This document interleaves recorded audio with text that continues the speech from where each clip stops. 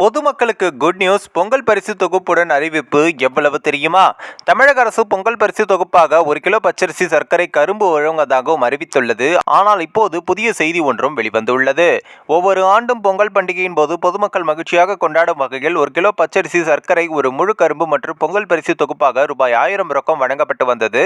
அதன்படி இந்த ஆண்டும் பொங்கல் தொகுப்புடன் ரூபாய் 1000 வழங்கப்படும். பொதுமக்கள் எதிர்பார்த்து காத்து கிடந்தனர். இந்நிலையில் பொங்கல் பரிசு தொகுப்பு தொடர்பான அறிவிப்பை தமிழக அரசு வெளியிட்டது. அதில் பொங்கல் பண்டிகையை முன்னிட்டு 2.21 கோடி அரிசி அட்டைதாரர்களுக்கு ரேஷன் கடைகள் மூலம் 1 கிலோ பச்சரிசி, சர்க்கரை, ஒரு முழு கரும்பு வழங்கப்படும் என்று தமிழக அரசு அறிவித்திருந்தது. இலங்கை தமிழர் மறுவாழ்வு முகாம்களில் வசிக்கும் குடும்பத்தினருக்கும் பொங்கல் தொகுப்பு கிடைக்கும் என்றும் தெரிவிக்கப்பட்டிருந்தது. ரேஷன் கடைகளில் ஜனவரி 9ஆம் தேதி முதல் இருந்து பொங்கல் தொகுப்பை பெற்றுக்கொள்ளலாம் என்றும் அறிவிப்பு வெளியாகியுள்ளது. அதன்படி பொதுமக்கள் பெரிதும் எதிர்பார்த்த 1000 ரொக்கம் தொடர்பான அறிவிப்பு இடம்பெறவில்லை. இதனால் பொதுமக்கள் கடும் அதிருப்தியில் இருந்தனர். மேலும் திமுக கூட்டணி கட்சி தலைவர்கள் மற்றும் எதிர்க்கட்சிகள் பொங்கல் பரிசு ரொக்கம் 1000 வழங்க வேண்டும் என்றும் வலியுறுத்தினர். ஆனால் புதுச்சேரியில் பொங்கல் பண்டிகையை ஒட்டி ரேஷன் அட்டைதாரர்களுக்கு பொங்கல் சிறப்பு பொருட்கள் தொகுப்புக்கு பதிலாக தலா 750 ரொக்கம் கொடுக்க புதுச்சேரி அரசு முடிவு செய்துள்ளதாக தகவல்கள் வெளியாகியுள்ளது.